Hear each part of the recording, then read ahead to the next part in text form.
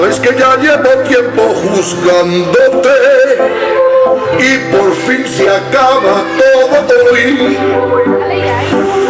Ya lo imaginaba y estaba esperando. Dígame los cargos que aquí estoy. Tú has sido imputado por el caso Nos, porque hubo un dinero que se desvió y llegó a tu cuenta misteriosamente.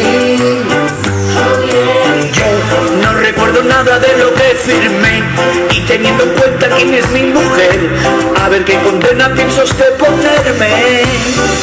Poquito a poquito, paso y muy poquito, de momento puedes irte a casa tranquilito. No me des fianza, no la necesito, porque aquí depende quién haga el delito.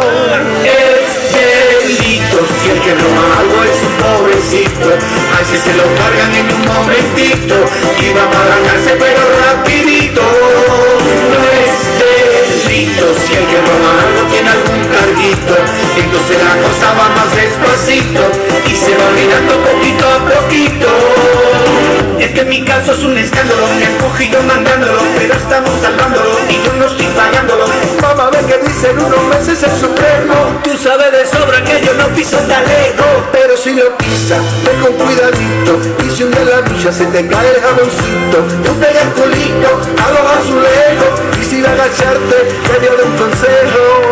Despacito, tú te vas agachando pero despacito, porque pueden darte por entrar un sustito y de ahí salir en un tan chiquito.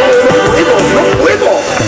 Yo no recuerdo nada de lo que firmé, y teniendo en cuenta quién es mi mujer, a ver qué condena piensa usted ponerme.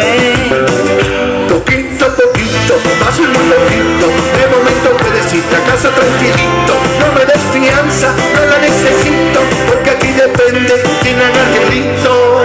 Es delito Si el que roba algo es un pobrecito, a ese se lo cargan en un momentito y va para la cárcel pero rápido.